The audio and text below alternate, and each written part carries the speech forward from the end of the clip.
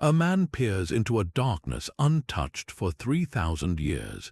"Can you see anything?" his companion asks from behind him. The answer echoes through history: yes, wonderful things. That moment in November 1922 seemed like pure triumph, the discovery of Pharaoh Tutankhamun's glittering tomb. But behind the gold and the glory lies a darker tale, one of sudden death, whispered curses, and a mystery that captivated a terrified world. We are going on an investigative journey to separate Hollywood myth from cold historical fact, uncovering the real truth behind the so-called curse of the pharaohs. You will learn the startling reality of what actually happened to the people who opened that tomb, and why we are still obsessed with the story a century later. Was it ancient magic, a biological trap, or something far more human that sealed their fates? What does our belief in a curse truly reveal about us? For 7 long years, the dust of the Valley of the Kings had yielded nothing but disappointment. Howard Carter, a man driven by an almost obsessive belief, was running out of time, and his patron, the wealthy Lord Carnarvon, was running out of patience. The funding was about to be cut, the dream declared a folly. Carter pleaded for one final season, just one more dig. He chose a spot near the entrance to the tomb of Ramesses VI, a place overlooked, a last desperate gamble. On the morning of November 4, 1922, the silence of the valley was broken by the sound of a workman's tool striking stone not 15 feet below the sand. They had found a step cut into the bedrock. Feverish clearing revealed more steps leading down to a plastered doorway stamped with ancient seals. Carter's heart must have been pounding. He ordered the staircase filled back in, sent a telegram to Carnarvon in England, and began the most agonizing wait of his life. For 3 weeks he guarded the secret, watching the desert, waiting for the man who made it all possible. When Carnarvon arrived with his daughter, the real work began. They cleared the staircase once more, finding the seals were of the royal necropolis, but also signs of ancient break-ins. Hope and dread intertwined. On November 26, with the world's press now gathered, Carter made a small breach in the upper left corner of the doorway. He held a candle to the opening, its flame flickering in the stale, warm air escaping from the darkness. As his eyes adjusted, Lord Carnarvon could stand the suspense no longer. "What do you see?" he asked from the gloom behind, and Carter, utterly overwhelmed, could only whisper, "I see wonderful things, gold everywhere, the glint of gold." That first peek revealed not a burial chamber, but an antechamber in chaotic, breathtaking splendor.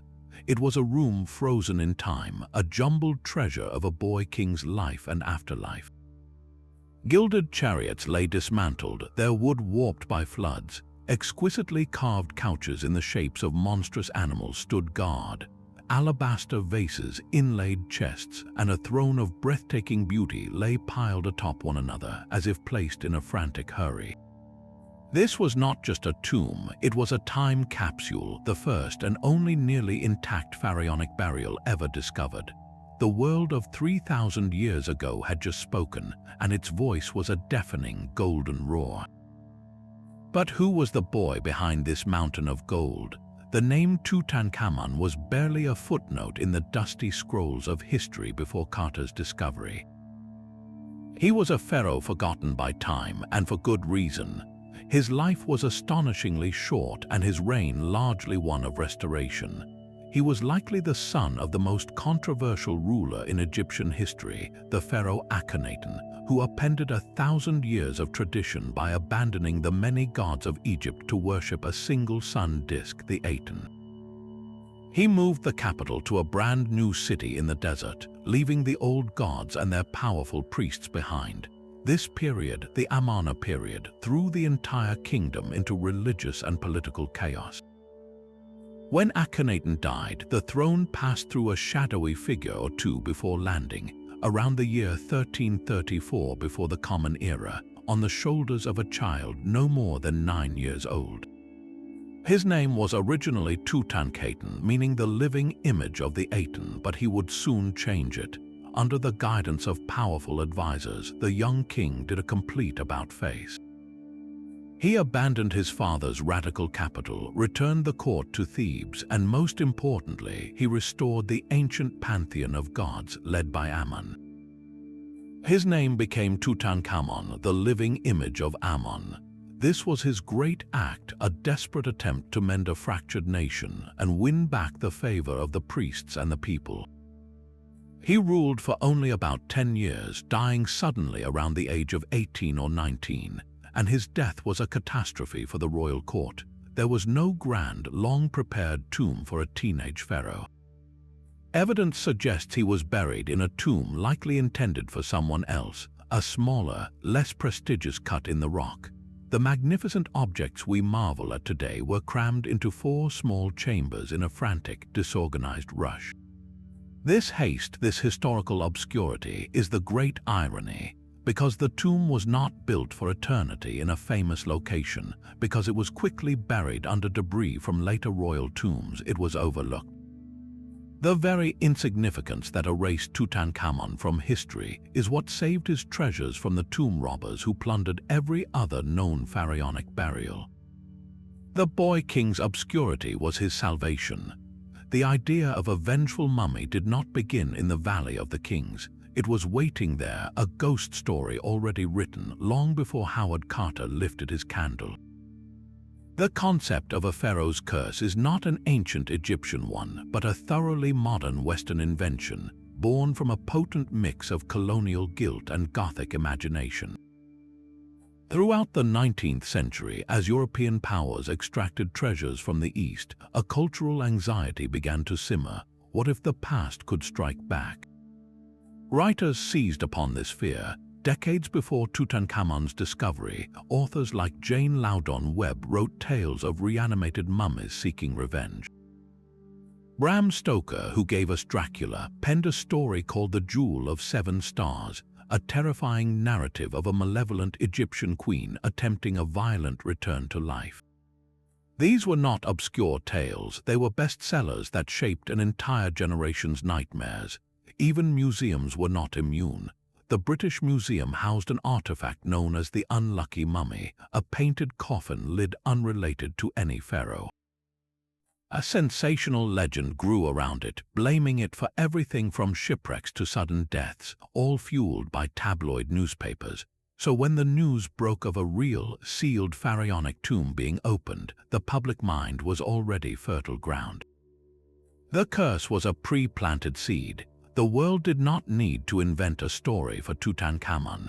It simply reached for the one already on the shelf, a familiar script of supernatural revenge waiting for its perfect golden protagonist. The golden wonder of that antechamber was only the beginning. It took months of meticulous work to catalogue and clear the first room, a painstaking process of photography and preservation. By February of 1923, the team was ready to breach the sealed doorway leading to the burial chamber itself. The atmosphere was electric with anticipation, but a shadow was already falling. Lord Carnarvon, the expedition's aristocratic backer, was not a well man. He had never fully recovered from a serious car accident years before, which left him with chronic respiratory problems. The dusty, humid environment of the tomb was a constant irritation. Then, while shaving at his hotel in Cairo, he nicked a mosquito bite on his cheek. The small wound became infected, leading to blood poisoning and then pneumonia. In an age before antibiotics, such an infection was often a death sentence. George Herbert, the 5th Earl of Carnarvon, died in a Cairo hotel room on April 5, 1923, just weeks after the inner chamber was opened. He was 56 years old. His death was tragic but medically explicable, yet the world was not looking for a medical explanation. It was waiting for a myth. And the myth arrived with spectacular, eerie timing. As Carnarvon took his last breath, a strange event was reported across Cairo. The city's lights reportedly flickered and died, plunging it into a complete, brief blackout. At that same moment, back at the Carnarvon family estate in England, his beloved terrier, Susie, was said to have let out a howl and dropped dead. Whether these stories were true or quickly embellished, they were irresistible.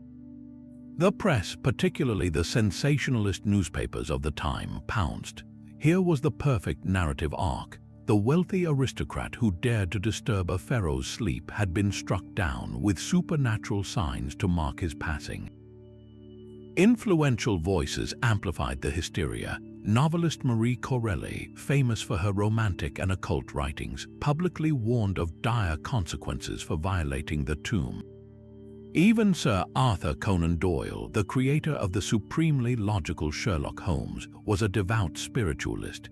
He suggested Carnarvon's death could have been caused by elemental spirits or Pharaoh's priests placed as guards on the tomb. The curse of the Pharaohs was no longer a spooky story. It was front-page news, and it had its first high-profile martyr. Lord Carnarvon's death was the spark, but the newspapers of the 1920s provided the fuel and the fanfare. This was the era of the Roaring Twenties, a time of booming tabloid journalism where circulation wars were fought with screaming headlines and fabricated exclusives. The public's appetite for Egyptology and the occult was insatiable, and rival editors in London and New York were determined to feed it. Facts were often the first casualty. The most famous fabrication was the so-called curse inscription. Multiple newspapers published variations of a terrifying warning they claimed was found over the tomb's entrance. The most quoted version read, "Death shall come on swift wings to him who disturbs the peace of the king." It was a perfect, chilling line. There was only one problem. No such inscription was ever found by Howard Carter or anyone on his team. It was a complete invention, a piece of poetic horror written in a newsroom to sell copies. But once printed, it became accepted as truth. From that point forward, any misfortune, no matter how distant or unrelated, could be tied back to the tomb. A member of the expedition's family died of an illness back home. Curse. A visitor to the tomb site later died in a fall. Curse. A radiologist who X-rayed the mummy years later died of a disease. Curse. The press maintained a running tally, a morbid scorecard that grew with every obituary. Headlines screamed warnings like Pharaoh's curse strikes again, a new victim of Tutankhamun. They created a self-fulfilling prophecy where ordinary tragedies were transformed into supernatural events by the sheer power of the narrative. The curse was not an ancient spell, it was a modern media phenomenon, a story too commercially valuable to ever let die. But what about the real inscriptions, the actual words carved into the stone? If we want to understand the pharaoh's true intentions, we must listen to the voices the press chose to ignore. Inside many royal tombs, including those in the Valley of the Kings, archaeologists did find protective texts. These were not curses aimed at 20th century explorers, but ancient spells from a sacred collection known as the Book of the Dead. Their purpose was clear and deeply spiritual, to safeguard the soul of the deceased on its perilous journey through the underworld. One common formula, intended to be spoken by the gods, warns against any desecrator. It reads, "As for anyone who shall enter this tomb in his impurity, I will seize his neck like a bird." Another declares, "Cursed be those who disturb the rest of a pharaoh. He who shall destroy this inscription, he shall not reach his home, he shall not embrace his children, he shall not see success." To our modern ears, this sounds like the curse we have been taught to fear. But context is everything. These were not posted as public warnings for future generations. They were magical utterances, part of a ritual armor meant to activate in the spiritual realm. The enemy was not an archaeologist with a trowel, but the chaotic forces of decay and evil spirits that might hinder the pharaoh's resurrection. The threat of being seized like a bird was a metaphysical one, a promise of divine judgment in the afterlife for those who committed sacrilege. It was a religious deterrent for ancient Egyptians who believed in that judgment profoundly, not a physical hex on unknown people thousands of years in the future. In Tutankhamun's own tomb, such inscriptions were present but not prominent. Carter found a small mud brick bearing a magical symbol, a shabti figure with a warning text, and execration texts aimed at the pharaoh's enemies. None of them mentioned swift wings or predicted the death of specific individuals. They were standard, solemn protections for a king's eternal peace. The dramatic line invented by the newspapers, "Death shall come on swift wings," is a powerful piece of fiction. It takes a grain of ancient truth, the concept of spiritual protection, and twists it into a personal, cinematic threat. It replaces a complex religious belief with a simple, scary story. So the next time you see that famous quote attributed to Tutankhamun's tomb, remember, it was crafted not by ancient priests with charcoal and chisels, but by newspapermen with typewriters and deadlines eager to sell the next morning's edition. The sensational headlines created a long and terrifying list of victims. Yet when we step back from the fear and actually examine the fates of those who were there, a very different, far more ordinary picture emerges. Let us take a data-driven look at the core team, the people who spent the most time inside the tomb itself. The leader, Howard Carter, the man who first breached the sealed doorway and spent a decade cataloging its contents, lived for another 16 years after the discovery. He died in 1939 at the age of 64 from lymphoma, a form of cancer, having never expressed any belief in a supernatural curse. Arthur Mace, the archaeologist who worked alongside Carter to carefully dismantle the shrines within the burial chamber, did suffer from poor health and died in 1928. But his death was attributed to pleurisy and pneumonia after years of struggling with the dust and chemicals in the tomb's confined space, a tragic but explainable occupational hazard. Alfred Lucas, the brilliant chemist who preserved the fragile artifacts, lived a long and productive life, working on the treasures for years and passing away in 1945. Harry Burton, the photographer whose stunning images introduced the world to the tomb's wonders, died in 1940. Of the many Egyptian workmen and officials present, the vast majority lived out normal lives. A statistical analysis of the primary Western team members reveals their average age at death was about 70 years. In the context of the early 20th century, when life expectancy for men in their social class was roughly 65, this is not only normal, it is slightly above average. The curse narrative relied entirely on a psychological trick known as confirmation bias. Once the idea was planted, every single death, no matter how unrelated or distant in time, was counted as evidence. A financier who briefly visited the site years later and died of a stroke, curse. A distant relative of Lord Carnarvon died of malaria, curse. But the many people who lived long lives were simply ignored, their stories not deemed newsworthy. The press kept a ledger of the dead but never published the ledger of the living. This selective reporting transformed a series of unconnected, mostly natural tragedies into a pattern of supernatural revenge, creating the illusion of a curse from the ordinary, random fabric of human mortality. If the curse was not supernatural, perhaps it was biological. A more modern and chilling theory suggests the real danger within the tomb was not a spell but a pathogen. This idea, often called the tomb toxins hypothesis, proposes that the sealed, dark environment of a 3,000-year-old burial chamber could have cultivated a perfect breeding ground for dangerous microorganisms.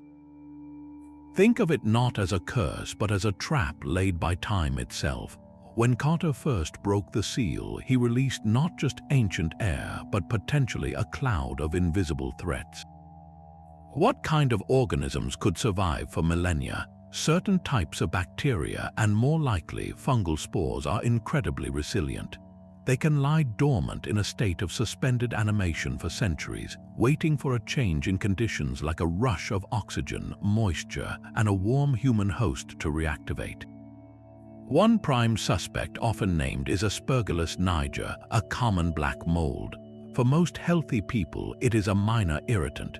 but for someone with a compromised immune system or existing respiratory issues, inhaling a concentrated dose of its spores can lead to a severe, often fatal infection called aspergillosis, which attacks the lungs. Lord Carnarvon, weakened by his chronic lung problems from his car accident, would have been the perfect target. His fatal infection began with a simple mosquito bite, but it was the pneumonia that ultimately killed him, a pneumonia that could have been massively complicated by a raging fungal infection contracted in the tomb. Other potential hazards might have included accumulated ammonia from decaying organic materials or even ancient bat guano, both of which could produce toxic fumes in an enclosed space. It is a compelling and sinister scientific narrative, one that replaces magic with microbiology. However, when we scrutinize Tutankhamun's specific tomb, the evidence for this theory begins to thin. No scientific samples of the air inside the burial chamber were taken in 1922 or 1923. We have no data on spore counts or toxin levels from that first fateful opening. Furthermore, the tomb was not hermetically sealed. The robbers' tunnels discovered by Carter showed it had been breached at least twice in antiquity, meaning the environment had not been perfectly isolated for 3 millennia. While the idea of ancient pathogens is fascinating and holds genuine merit for some archaeological sites, in the case of Tutankhamun, it remains an intriguing possibility rather than a proven fact. Modern archaeologists now take extensive precautions, wearing respirators when opening sealed spaces, precisely because of this understood risk from molds and bacteria. The tragedy is that Carnarvon's death, if it was indeed accelerated by a biological agent, was less a pharaoh's revenge and more a tragic case of being in the wrong, dusty, ancient place at the wrong time, with a body already vulnerable to invisible attack. The story of a curse often demands a pattern, a trail of misfortune that follows a bloodline. Yet the real history of the Carnarvon family reads like a quiet, powerful rebuttal to that very idea. While the newspapers painted Lord Carnarvon as the first victim of a pharaoh's wrath, his own family lived on, untouched by any supernatural vendetta. His wife, Olmina, the Countess of Carnarvon, was by his side in Egypt during the excavation and at his bedside when he died. She inherited a vast fortune, remarried, and lived a long, eventful life, passing away in 1969 at the age of 93.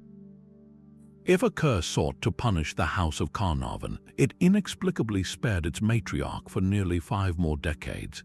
Then there was the heir, their son Henry, known as Porchy. He was just 17 years old when he stood beside his father and Howard Carter at the opening of the burial chamber, a young man witnessing history. He became the 6th Earl of Carnarvon upon his father's death. Far from being stalked by ancient magic, he lived a remarkably full and fortunate life. He was a celebrated racehorse owner, winning the prestigious Derby horse race twice. He served bravely in the Second World War, survived its dangers, and enjoyed a long retirement. He died peacefully in 1987 at the age of 81, having carried the Carnarvon name for 64 years after the tomb's discovery without a hint of the mythical curse. His own son, the 7th Earl, lived until 2001. The direct male line that supposedly triggered the pharaoh's anger proved to be among its greatest survivors. Expand the circle further to the other family members and close associates present. Lord Carnarvon's daughter, Evelyn, was also there in the valley, a constant companion to her father throughout the dig. She lived until 1980. Sir John Maxwell, a close friend who was present at the tomb's official opening, died of natural causes many years later. The family's personal staff who traveled with them to Egypt returned home safely. This simple chronology dismantles the narrative completely. A curse that selectively strikes a middle-aged, already ailing man but spares his youthful children, his wife, and his friends is not a curse at all. It is a tragic coincidence, a single point of data magnified by fear and folklore into a legend. The Carnarvon's personal history forces us to confront an uncomfortable truth for the curse believers. True vengeance, especially of a supernatural kind, is rarely so polite, so random, and so conveniently limited. It shows us that the real story is not one of a family being hunted, but of a single, sad event being woven into a much larger and entirely fictional tapestry. While the newspapers tallied every European sniffle as evidence of a curse, they ignored the largest group of people present at the tomb every single day. The real muscle and memory behind the discovery belonged to hundreds of Egyptian workmen, foremen, and archaeologists whose names were rarely printed and whose fates were never deemed worthy of the front page. This is the untold story, and it completely unravels the curse's logic. Howard Carter did not work alone. He relied on a skilled local workforce, many from the nearby village of Quanah, who had generations of experience digging in the valley. Men like Ahmed Jeriga and Gad Hassan were not just laborers, they were foremen, Carter's trusted right-hand men who oversaw the delicate clearing of the tomb, handling priceless artifacts with a care born of respect for their own heritage. They were there from the first step to the last, breathing the same air, touching the same objects, and spending far more hours inside the burial chamber than any visiting dignitary. And what became of them? Ahmed Jeriga lived a long life, continuing to work in archaeology for decades after the discovery. Gad Hassan also lived on without incident. The vast majority of the Egyptian workforce suffered no sudden, mysterious ends. They returned to their families, their lives continuing normally, completely absent from the sensational victim lists compiled by the Western press. This glaring omission is the curse narrative's most telling flaw. Why would an ancient Egyptian pharaoh's wrath selectively target only the foreign financiers and visitors, while sparing the local people who physically carried out the excavation? A supernatural vengeance that discriminates by nationality is not a force of nature, it is a reflection of the storyteller's own biases. The curse was always a Eurocentric legend, a story told by and for the West, projecting its own fears of retribution onto a culture it was actively excavating. It transformed the Egyptians from participants into part of the scenery, their reality irrelevant to the more thrilling Gothic tale being sold to readers in London and New York. Recognizing this shifts the entire history. The discovery of Tutankhamun was not just a story of a lone British archaeologist and his aristocratic patron. It was a collaborative effort, a moment where modern Egypt, through its people, reconnected with its own magnificent past. To forget them is to miss half the story, and to finally see the curse for what it was, a phantom that haunted only the imaginations of those who believed they were the most important characters in the tale. The real danger in the Valley of the Kings was not inscribed on any tomb wall. It was the simple, brutal reality of archaeology in the 1920s, a world without the safety nets we take for granted today. To understand the deaths that did occur, we must step back into that era's medical landscape, a place where a simple scratch could be a death sentence. Antibiotics like penicillin were still a decade away from widespread use. An infected cut, a case of pneumonia, or even a severe case of tonsillitis could and did kill with terrifying speed. Lord Carnarvon's fatal blood poisoning from a mosquito bite was a tragically common outcome for anyone suffering a bacterial infection, whether they had been inside a pharaoh's tomb or simply gardening at home. The expedition's base of operations in Luxor, while luxurious for some, was still in a region where diseases like malaria and typhoid were endemic. The work itself was grueling, conducted in extreme heat and choking dust, with limited understanding of hydration or sun protection. Sanitation, even for wealthy Westerners abroad, was rudimentary compared to modern standards. The real threat hanging over everyone, from the earl to the lowliest workman, was not a mystical force, but the ever-present shadow of pre-modern medicine. When we place the expedition team's health outcomes under a statistical lens, the curse narrative evaporates further. researchers have compared the lifespans of the 24 Westerners most closely associated with the tombs opening to the average life expectancy for British men of their social class in that period. The result, their mortality rate was entirely normal, even slightly better than average. People died in their 50s, 60s, and 70s from heart disease, strokes, cancers, and infections, the same common causes that claimed lives all across Europe and America. The only unusual pattern was the intense spotlight focused on these particular deaths. A financier dying of a stroke at 60 would not make international news unless he had once shaken Howard Carter's hand. The so-called curse was, in cold statistical terms, a perfect example of a clustering illusion. Our brains are wired to find patterns, especially in randomness, and the press provided an irresistible template. Any death connected to Tutankhamun was part of the pattern, while the thousands of identical deaths happening elsewhere were just background noise. The genuine tragedy was one of timing and technology. If Carnarvon had nicked that mosquito bite just 15 years later, after the discovery of sulfur drugs and penicillin, he would likely have received a course of antibiotics and lived. His death was a casualty of his historical moment, not of a pharaoh's wrath. The real curse upon the explorers was simply being born too early, venturing into the past with the fragile biology of the present, at the mercy of germs they could not see and could not hope to defeat. The ancient dust had barely settled before it was swept into the glittering dream factory of Hollywood. While scientists debated and statisticians crunched numbers, storytellers saw something far more potent than data, a perfect recipe for fear.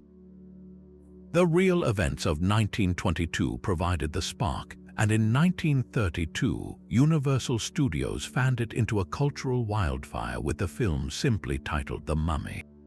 This was not the bandaged monster we picture today, but a sophisticated, chilling tale starring Boris Karloff as Imhotep, an ancient priest accidentally revived by archaeologists reading a sacred scroll. The film's opening scene is a direct, unmistakable echo of the Tutankhamun discovery, with a team of British excavators standing over a sarcophagus, arguing about curses before unleashing a timeless evil. Karloff's Imhotep was a tragic, romantic, and deeply menacing figure, a being of immense power wronged by the modern world. This movie did not invent the mummy trope, but it permanently fused it with the specific imagery of archaeological trespass and supernatural revenge, setting a template that would haunt the public mind for a century. The curse narrative proved endlessly adaptable, shape-shifting to fit the fears of each new generation. In the 1950s and 60s, Britain's Hammer film productions took the baton, drenching it in vivid color and Gothic atmosphere. Their mummies, often played by the towering Christopher Lee, were less talkative philosophers and more unstoppable engines of vengeance, shambling forth with silent, bandaged purpose to strangle those who disturbed their rest. These films leaned heavily on the curse as a plot device, a simple and effective moral equation: disturb the tomb, face the monster. They presented Egypt as a land of exotic, deadly mystery, a playground for Western adventurers who inevitably paid a gruesome price for their curiosity. The curse was no longer just a news story, it was a cinematic shorthand, a guaranteed thrill that required no explanation. Audiences knew the rules as soon as they saw the sarcophagus, creating a shared language of fear that was fun, predictable, and utterly divorced from any historical reality. By the late 1990s, the formula was ripe for reinvention. The blockbuster franchise starring Brendan Fraser and Rachel Weisz, beginning in 1999, brilliantly understood the assignment. It kept all the iconic ingredients: the greedy explorers, the awakened ancient, the supernatural plagues, but remixed them with swashbuckling adventure, witty humor, and dazzling special effects. This version of the Mummy, Imhotep again, was a world-ending threat who brought the biblical plagues of Egypt to life. The films were a global phenomenon, introducing the curse to an entirely new, massive audience. They freely blended real elements, like the iconic gold mask of Tutankhamun, which inspired the design of the Book of the Dead, with pure fantasy like scarab beetles that ate people alive.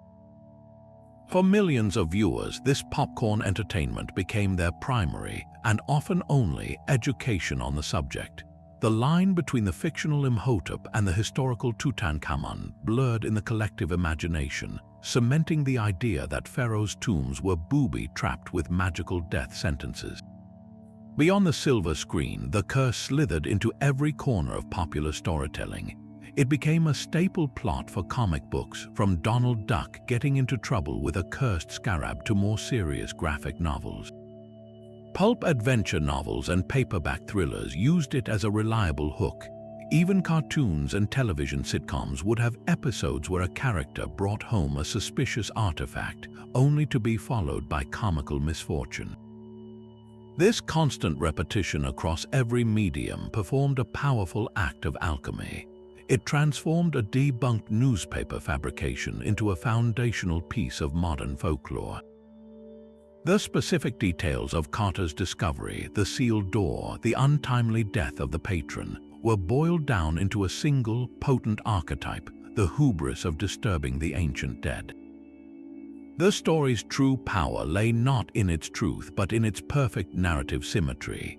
It provided a simple cause for complex effects, a moral consequence for colonial entitlement, and a supernatural explanation for life's random tragedies. The curse became a ghost that no amount of facts could ever fully exorcise because we kept inviting it back in, eager for the chill it sent down our spines and the thrilling reminder that some doors, once opened, can never truly be closed. For decades, the mystery of Tutankhamun's death was fertile ground for dark speculation. Murder most foul, a blow to the head in a palace coup, or perhaps the very curse enacted upon him. These were the stories we told ourselves. Then, in the year 2005, science offered a quiet, definitive answer. The boy king's mummy was carefully removed from its tomb and transported to a mobile computed tomography scanner parked right there in the Valley of the Kings. For the first time, without unwrapping a single bandage, researchers could peer inside the physical remains with incredible precision, building a three-dimensional map of his bones and tissues. The CT scan revealed two critical and tragically ordinary facts. First, they found no evidence of a traumatic blow to the head. The skull damage noted by earlier examiners was likely caused after death, either during the mummification process or by Carter's own team. The real clue lay in his left leg. Just above the knee, the young pharaoh had suffered a severe compound fracture where the bone breaks through the skin. This was no small injury. In the ancient world, such a wound was a gateway for catastrophic infection. The second finding came from a microscopic analysis of tissue samples. Scientists discovered genetic material from the parasite that causes malaria tropica, the most deadly strain of the disease. The picture that emerged was not one of intrigue, but of a painful, desperate struggle. A teenage king, already weakened by a congenital bone condition in his foot that would have made walking painful, suffers a terrible accident, perhaps a fall from a speeding chariot during a hunt. The broken leg becomes infected. Then, a mosquito bite delivers a raging case of malaria, overwhelming his already compromised system. His death was likely a swift, feverish collapse from a perfect storm of infection and bad luck. This scientific portrait demystifies his end completely. It was a natural medical tragedy, the kind that could have befallen any young man in ancient Egypt. The CT scan did more than solve a cold case. It demonstrated a profound truth. The real key to unlocking the secrets of the past is not fear or superstition, but the cool, clear light of modern technology. It allows us to see past the gold and the legend, to connect with the human story at the very heart of history, a story of a young life cut painfully short. But the most powerful curse may have been a political one, woven from the very fabric of the era in which the tomb was found. The year 1922 was not just a moment of archaeological triumph, it was the peak of the colonial age. Britain had declared Egypt a protectorate just a decade earlier, and the Valley of the Kings operated under a system of division that heavily favored foreign expeditions. The standard agreement, known as partage, typically granted the excavators a significant share of any finds, sending treasures out of the country to fill European and American museums.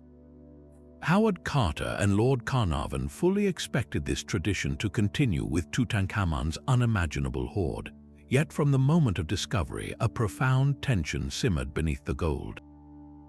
The Egyptian Antiquities Service, led by its French director Pierre Lacaille, was undergoing a quiet revolution.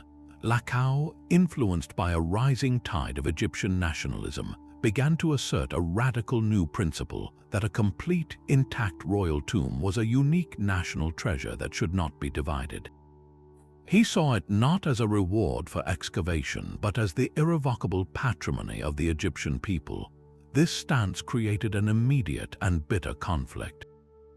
Carnarvon and Carter were outraged, feeling their years of investment and effort were being stolen by bureaucratic ingratitude. Carnarvon, in a move of sheer colonial pressure, even attempted to enlist the British High Commissioner to force a division. The negotiations grew so heated that at one point the Egyptian government revoked Carter's excavation permit, locking him out of the tomb he had discovered for nearly a year in a standoff that made global headlines. This was not a scholarly dispute, it was a power struggle over who truly owned history. The growing Egyptian nationalist movement, which would culminate in full independence just a few years later, watched these events with deep suspicion. For them, the tomb was a potent symbol of a glorious past that foreign powers were literally trying to carve up and carry away. The Western narrative of a mystical curse spreading fear and death can be seen in this light as something more than just a scary story. It functioned, perhaps subconsciously, as a cultural safety valve. If the treasures were protected by a supernatural force, then their removal was not an act of colonial appropriation, but a brave confrontation with ancient magic. The curse mythologized the conflict, transforming a political and ethical dilemma into a personal, supernatural thriller. It shifted the focus from questions of ownership and exploitation to the individual fate of the explorers, making their story the central drama. This reframing allowed the Western public to experience the thrill of discovery without confronting the uncomfortable reality of plunder.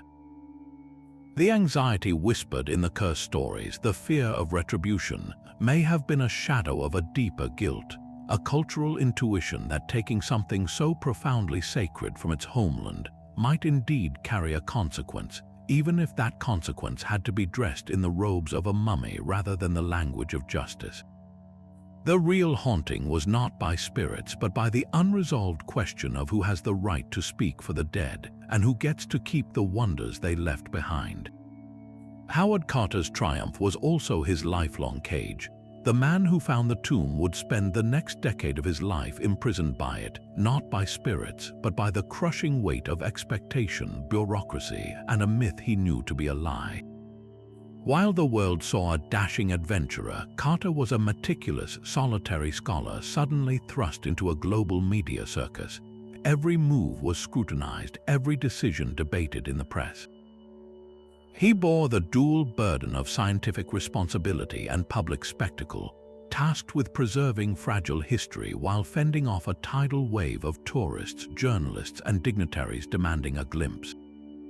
The physical work was staggering. Over 5,000 objects, from colossal gilded shrines to delicate linen gloves, each had to be photographed in situ, carefully stabilized and painstakingly catalogued. This was not a treasure hunt, it was a forensic excavation in sweltering heat, a painstaking puzzle where a single misstep could erase millennia of history. Carter's notebooks from this period reveal not glamour but grinding exhaustion, a man obsessed with getting every detail right for the sake of the boy king he felt he had come to know. His personal world began to fracture almost immediately. The falling out with the Carnarvon family after the Earl's death was a deep professional wound. Lady Carnarvon, inheriting her husband's share of the concession, initially supported Carter, but tensions over the division of finds and control of the narrative created a bitter rift. Carter felt abandoned, his patron gone, and the family's priorities shifting. He was left to fight his bureaucratic battles largely alone, his permit revoked during the infamous lockout standoff with the Egyptian government. The man who had made the century's greatest archaeological discovery found himself barred from his own life's work, watching from the sidelines as lawyers and politicians argued over its fate. Even after returning to the tomb, the struggle for proper recognition gnawed at him. He received no major British honor, no knighthood, a slight that spoke volumes about the establishment's view of a self-made, somewhat prickly man from a modest background who had dared to challenge colonial protocols. When the last artifact was finally shipped to Cairo in 1932, Carter was physically and emotionally drained. He retired to a quiet London apartment, surrounded by his Egyptian art collection and his beloved canaries. He wrote, gave occasional lectures, but largely receded from public view. The curse myth he so openly despised followed him like a shadow, a sensational story that forever overshadowed his meticulous scholarship. In 1939, at the age of 64, Howard Carter died of lymphoma, a quiet end far from the desert sun. His passing was noted, but without the global frenzy that had greeted Lord Carnarvon's death years before. The real curse of Tutankhamun for Carter was never supernatural. It was the burden of fame that twisted his achievement into folklore, the loneliness of being the keeper of a story everyone wanted to tell but few truly understood. His legacy was not a haunted man, but a patient scientist who gave us a window into a lost world, only to watch that world be rewritten as a ghost story. Perhaps the most enduring legacy of the curse is not fear, but an unintended form of respect.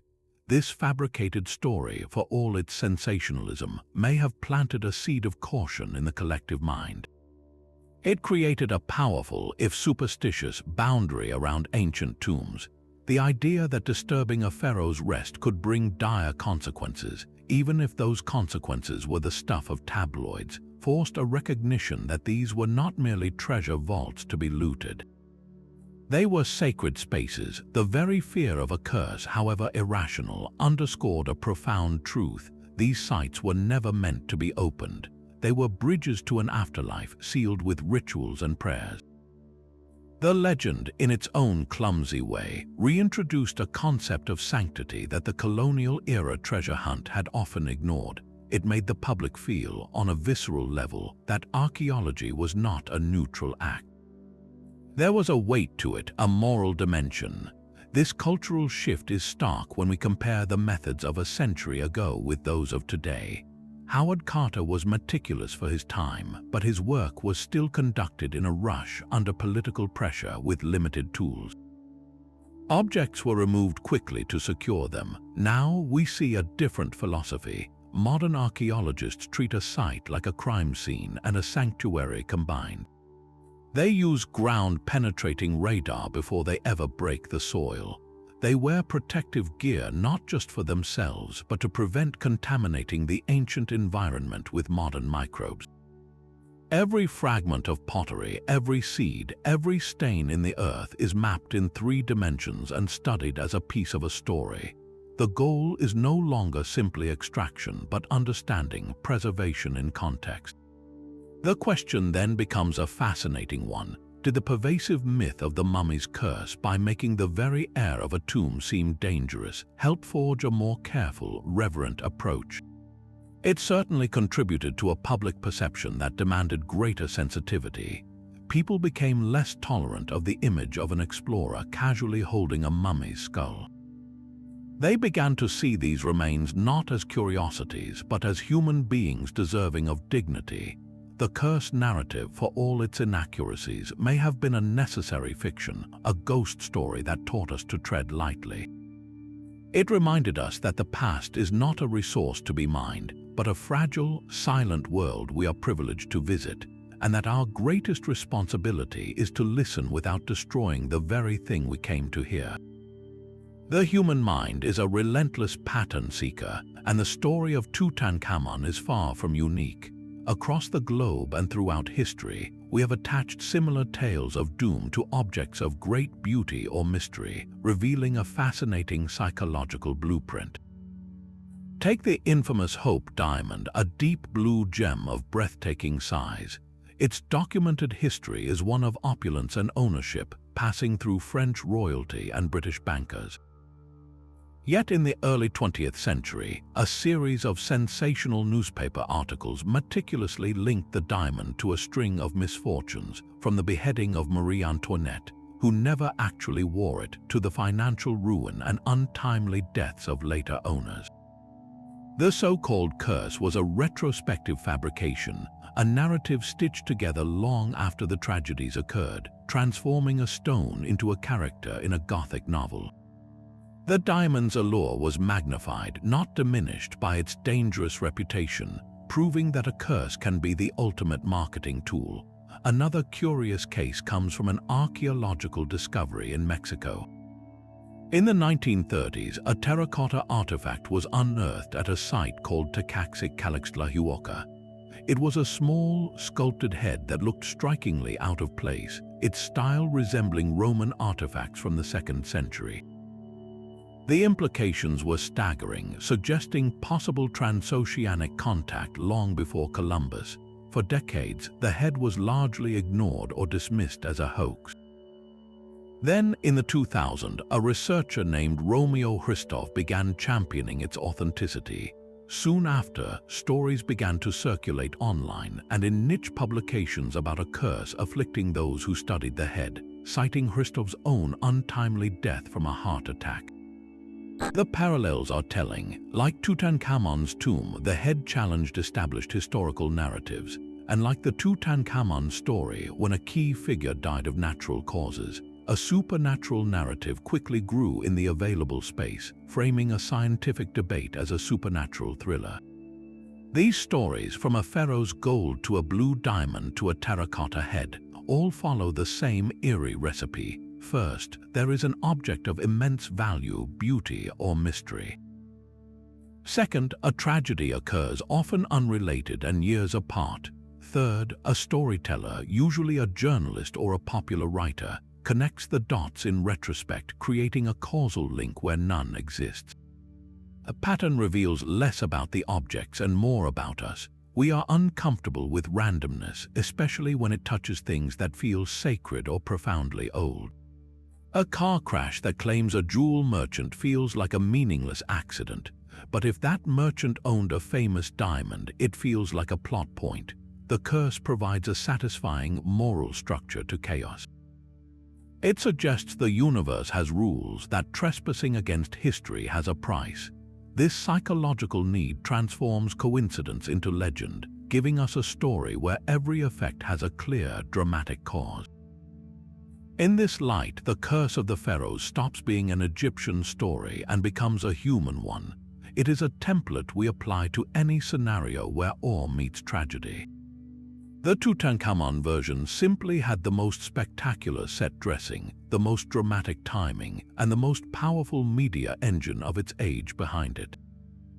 But the impulse is universal. We see it in the superstitions of actors avoiding saying Macbeth in a theater, or in the modern legends of haunted paintings. These narratives are cultural safety blankets, attempts to make the unpredictable world feel ordered and morally intelligible. They remind us that we are storytellers by nature, and sometimes the most compelling stories we tell are the ones that help us explain our own fear of the dark, our unease with the past, and the unsettling silence that greets us when we ask why bad things happen to those who dare to touch history. Our need to find a story in tragedy is not a flaw, but a fundamental feature of the human brain. We are hardwired for narrative. Randomness is deeply unsettling to us, a form of cognitive static. When something as shocking as Lord Carnarvon's death happened so soon after the tomb's opening, our minds did not see a coincidence, they saw a plot. This irresistible pull toward meaning is driven by several powerful psychological engines. The first is called apophenia, the tendency to perceive meaningful connections between unrelated things. It is why we see faces in clouds or constellations in stars.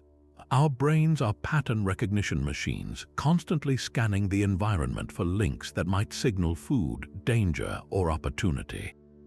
This skill kept our ancestors alive, but it also has a downside. It can create connections where none exist. The sequence, open a tomb, then a patron dies, feels like a clear cause and effect. Our brain shouts that is a pattern. It does not calmly consider the thousands of other tombs opened without incident, or the millions of people who died of infections in 1923. It latches onto the two vivid, emotionally charged events and links them with an invisible line.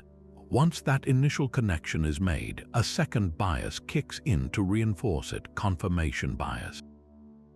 This is our tendency to seek out, interpret, and remember information that confirms what we already believe, while ignoring or dismissing anything that contradicts it.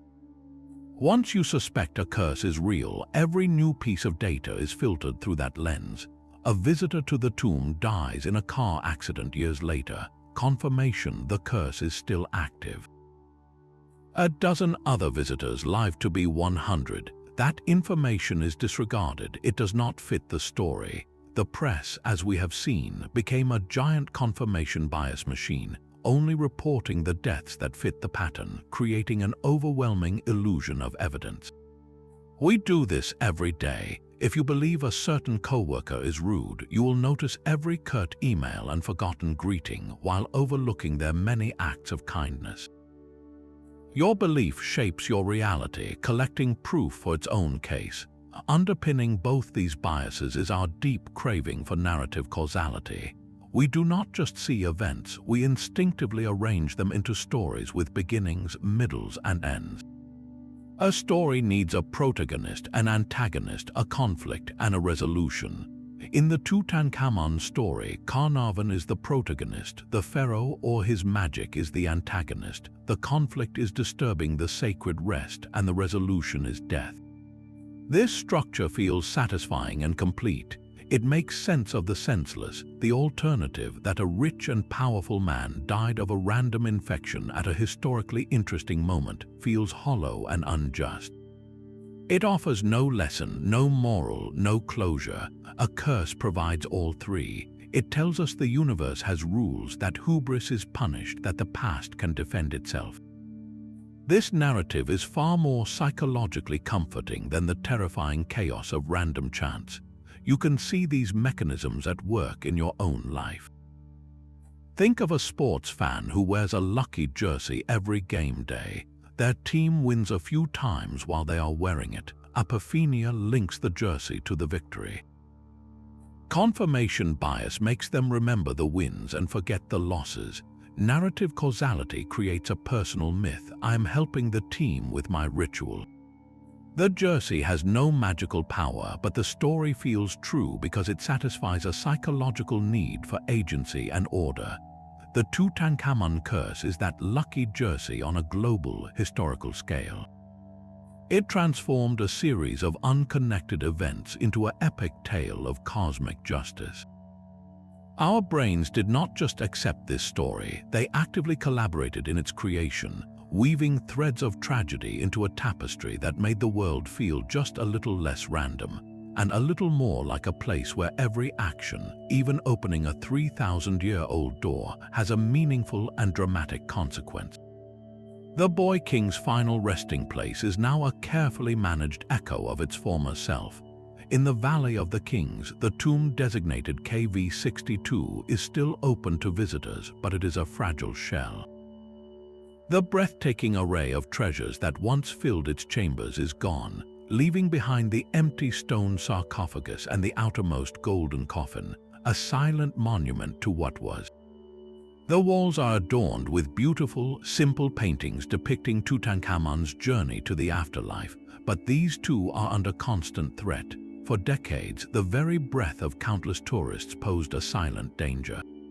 Each visitor brought moisture and carbon dioxide into the confined space, causing the humidity to spike.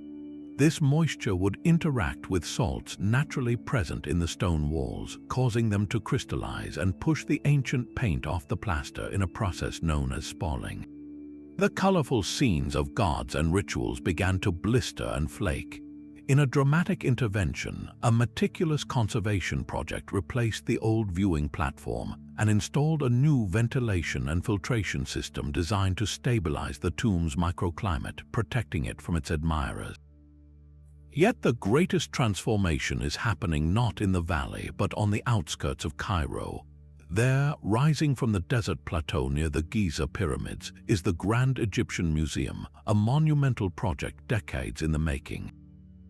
This is not just a new museum, it is a statement. For the first time in history, the entire treasure of Tutankhamun, all 5,400 objects, will be displayed together under one roof.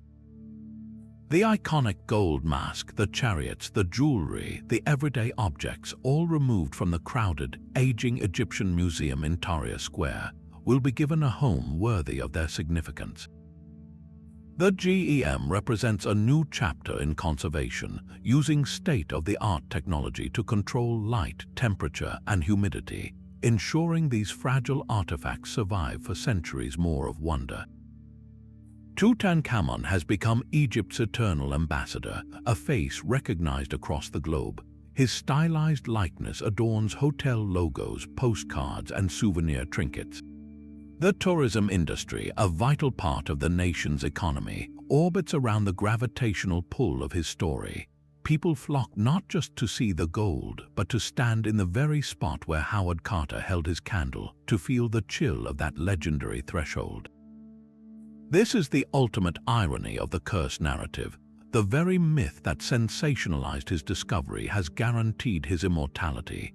In life, he was a minor pharaoh who ruled for a brief decade, struggling to restore order. In death, through a combination of archaeological luck, media frenzy, and Hollywood magic, he has become the most famous Egyptian of all time, a symbol of ancient splendor and mystery.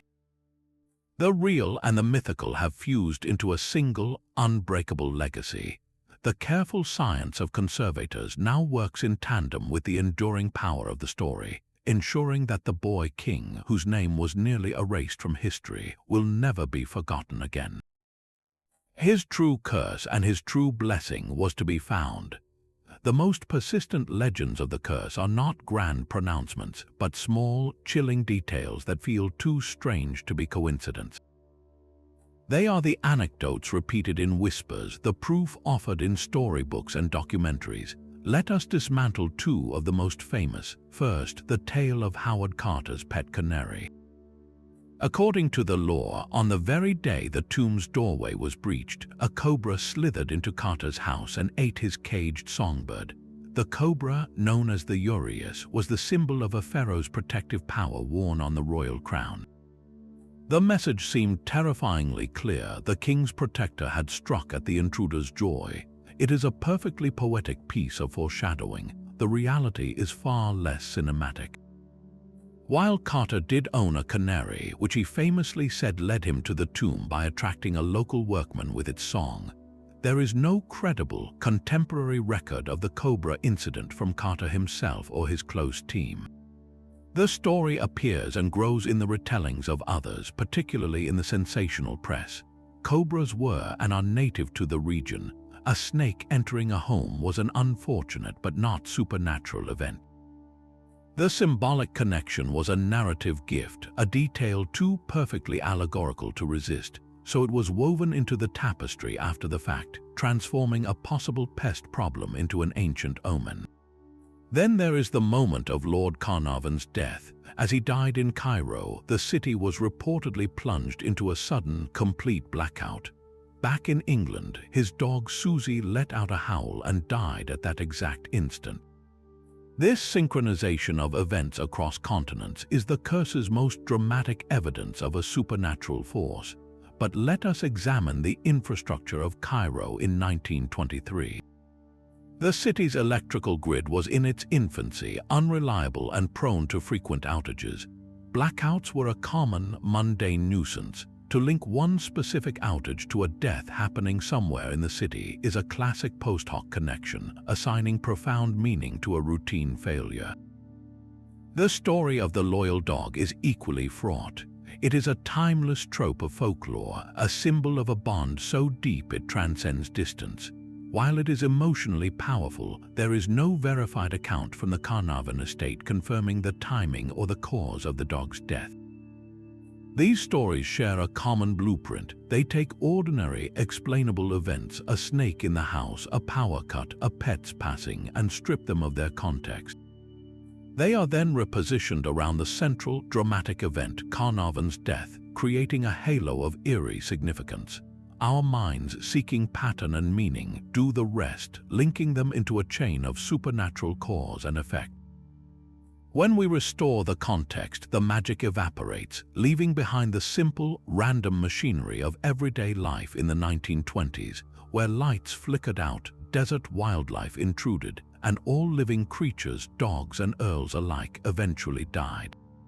These anecdotes were not evidence of a curse, they were the emotional ornaments hung on its framework, making the myth feel real, tangible, and personally haunting.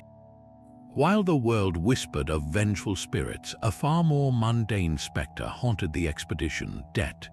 The financial burden of the Tutankhamun discovery was staggering, a modern curse of pounds and pence that nearly broke the project before it began. Lord Carnarvon had poured an estimated £40,000 of his own fortune into Howard Carter's work over 7 fruitless years, a sum equivalent to several $1 million today. This was not disposable income, it was a deep investment in a dream with no guarantee of return. The aristocratic Earl was gambling his family's wealth on Carter's stubborn belief, and by 1922 his patience and his purse were nearly empty. The discovery of the tomb did not end the financial strain, it multiplied it exponentially. Suddenly, the cost skyrocketed, not for digging, but for securing, documenting, and conserving a treasure of unimaginable scale. They needed round-the-clock armed guards to protect the site from looters and the merely curious. They required custom-built wooden cases, photographic supplies, conservation materials, and a small army of skilled workers, all in a remote desert valley. Every day of meticulous work added another line to a daunting ledger. The initial euphoria of discovery quickly gave way to the cold reality of an endless invoice. And for what? Under the complex system of Egyptian antiquities law at the time, known as partage, foreign excavators typically received a substantial share of any finds, which they could then sell to museums to recoup their costs. But Tutankhamun's tomb presented an unprecedented dilemma. It was a complete, intact royal burial. The new director of the Antiquities Service, Pierre Lacow, took a firm and revolutionary stance, arguing that such a unique national treasure should not be divided at all. This policy shift meant Carnarvon might never see a financial return on his massive investment. The gold he stood amidst was not his to sell, it belonged to Egypt. The legal and financial foundation of the entire expedition began to crumble beneath the weight of its own success. The sudden death of Lord Carnarvon in April 1923 did not settle the accounts, it threw them into a state of chaotic, protracted litigation. His will placed his share of the tomb's concession into a trust for his family, managed by his estate's executors. Howard Carter, now without his patron and chief financier, found himself trapped in a legal and bureaucratic nightmare. The Carnarvon estate, seeking to protect its interests and potentially recover some value, clashed with the Egyptian government over the terms of the excavation. Carter, caught in the middle, saw his life's work grinding to a halt. The conflict reached a breaking point in early 1924. After a dispute over the admittance of the Carnarvon family's guests to the tomb, the Egyptian authorities made a stunning move. They revoked Carter's excavation permit and locked him out of his own discovery. The tomb was officially sealed with a government padlock. Carter, feeling betrayed and desperate, took the Egyptian government to court.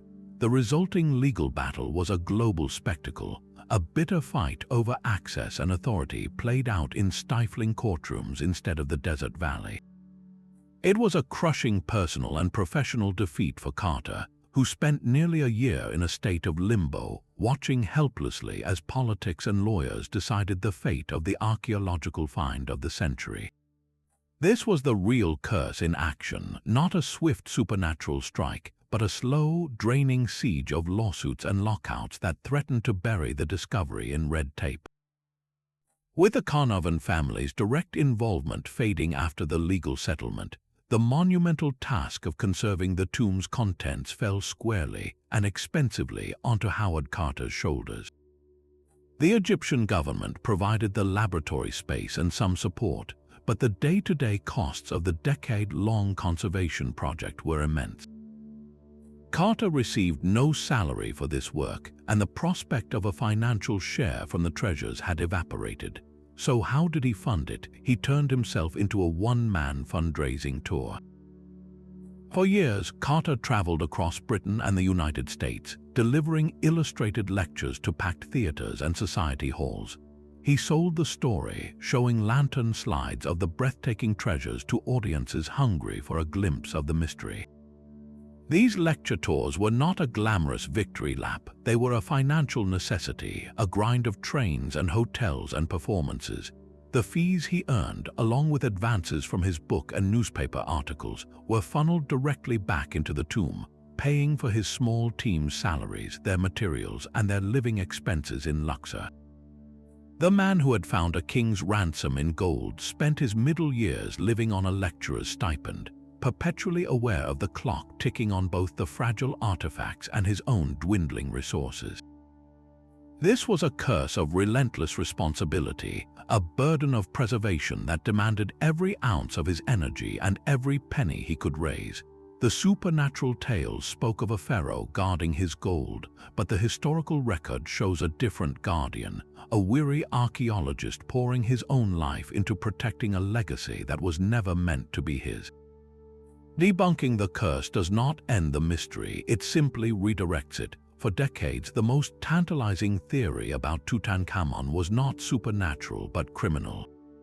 The boy king was murdered. This hypothesis seemed to have compelling evidence, a small, loose bone fragment found within his skull during the initial examination in 1925. To the public and many scholars, it was the smoking gun, a sign of a fatal blow to the head, perhaps from a blunt instrument wielded by a rival in a shadowy palace coup. The suspects were ready-made from the historical record. His immediate successor was a man named Ai, an elder statesman and advisor who had served Tutankhamun's father. Ai swiftly married the young king's widow, Ankhesenamun, and took the throne himself, a move that seemed suspiciously convenient. An even more powerful figure waited in the wings, the general Horemheb. After Ai's short reign, Horemheb seized power, systematically erased the names of Tutankhamun and his father from monuments, and rewrote history to present himself as the legitimate heir. Here was a classic motive, the elimination of a young, perhaps pliable pharaoh to clear a path to power for ambitious older men. The murder theory wove a perfect narrative of ancient betrayal, fitting the tragic aura of the tomb's discovery with a human drama of conspiracy. It was history as a detective story, and for a long time it held sway. Then modern forensics entered the chamber. The comprehensive computed tomography scan of 2005 provided the definitive autopsy. The researchers found no evidence of traumatic injury to the skull that occurred before death. The bone fragment and other damage were almost certainly caused post-mortem, likely during the mummification process when resins were poured into the skull, or even during Howard Carter's own examination decades later. The scan pointed instead to the severe leg fracture and malaria as the likely causes of death. The murder hypothesis, while not entirely impossible, lost its primary piece of evidence. Yet its persistence is profoundly revealing. The discovery of the tomb did more than unveil gold, it unlocked a vault of speculation. We looked at that young face, forever frozen in gold, and we could not accept a mundane end. A death from infection or a chariot accident felt anticlimactic for a pharaoh. Our minds demanded a plot, a villain, a secret worth killing for. The murder theory proved that we are not just seekers of treasure, but seekers of story. We are drawn to the unsolved puzzle, the shadow in the corner of history's room. Even when science provides a clear answer, part of us remains in the dark with a candle, hoping to find not just bones, but a narrative, a human drama etched in time.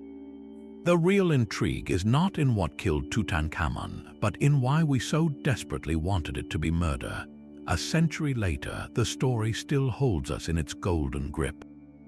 The curse of Tutankhamun endures not because it is true, but because it is the perfect story, a flawless alchemy of ingredients that speaks to something deep within us.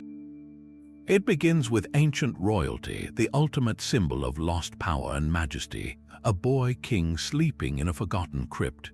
Add to that the dazzling, almost unimaginable treasure, a hoard that fulfills every childhood fantasy of hidden riches. Then introduce the element of sudden, tragic death, striking the wealthy patron at the moment of his greatest triumph. These facts alone are potent, but they needed a catalyst to become legend. That catalyst was the roaring media of the 1920s, a new and hungry beast that amplified every whisper into a scream, turning coincidence into conspiracy for a public eager to be thrilled. Finally, Hollywood provided the glamour and the visuals, dressing the bones of the story in the robes of high adventure and supernatural horror, making it a shared global myth. Together, these elements created a narrative storm that historical facts have never quite been able to dispel. At its heart, the curse taps into two of our most universal and primal fears. The first is the fear of disturbing the dead, a taboo found in cultures across the world and throughout time. We instinctively feel that graves are sacred, that the departed deserve their peace. To violate that peace feels inherently wrong, and we expect a consequence, a cosmic backlash for our trespass. The second is the fear of the unknown, of forces we cannot see or understand. The tomb was a sealed black box from a civilization we still romanticize as mystical and powerful. What ancient knowledge, what protective magic might they have possessed that our modern science cannot measure? The curse story validates these deep-seated anxieties. It tells us our instincts are correct, that the past is not just history, but a living, vengeful force. It transforms archaeology from a scholarly pursuit into a heroic or foolhardy confrontation with the supernatural. The real, lasting curse, therefore, is not inscribed on any tomb wall. It is the product of our own collective imagination, forever entwined with the historical facts. We have woven the gold and the tragedy into a single, unbreakable thread. The truth of Howard Carter's meticulous work, the medical explanations for Lord Carnarvon's death, the statistical normality of the team's lifespans, these are the notes of a careful, scholarly report. But the curse is the symphony our minds compose from those notes, a far more thrilling and emotionally satisfying piece of music. It provides moral clarity in a random universe, a lesson about hubris, and a ghostly guardian for history itself. This fusion ensures the legend will likely outlive us all, passed down not as a cautionary tale from ancient priests, but as a foundational myth of the modern world, a reminder that some discoveries are so profound they forever belong to the realm of story. The truth about the curse is now clear. It was never an ancient spell, but a modern story, a perfect storm of sensational journalism, tragic timing, and our own deep-seated need for narrative. Lord Carnarvon's death was a medical tragedy, not a supernatural one. The expedition team lived ordinary lifespans. The famous warning inscription was a newspaper invention. The real magic was not in a pharaoh's vengeance, but in the painstaking science that followed, from Howard Carter's decade of cataloging to the computed tomography scan that finally revealed a young man's painful, natural end. This journey strips away the Hollywood fog to reveal a far more human epic, one of obsession, perseverance, political struggle, and the sheer, grinding work of rescuing history from the dark. Tutankhamun's legacy is a duality. His tomb is an unparalleled window into the lost world of ancient Egypt, a time capsule of breathtaking artistry and spiritual belief. Yet his story is also a mirror held up to our own culture. It reflects our fascination with the unknown, our fear of trespassing on sacred ground, and our psychological drive to weave random events into meaningful moral tales. The gold shows us who he was, but the curse shows us who we are. We are the storytellers, forever captivated by the line between discovery and danger, between the wonder of what we find and the haunting question of what we unleash when we open a door sealed for 3,000 years.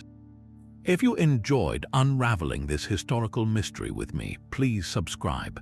More stories from the shadows of history are waiting, and I would love to hear your thoughts. Do you believe there is a grain of truth to any ancient curse, or are they always stories we tell ourselves? Let me know in the comments below.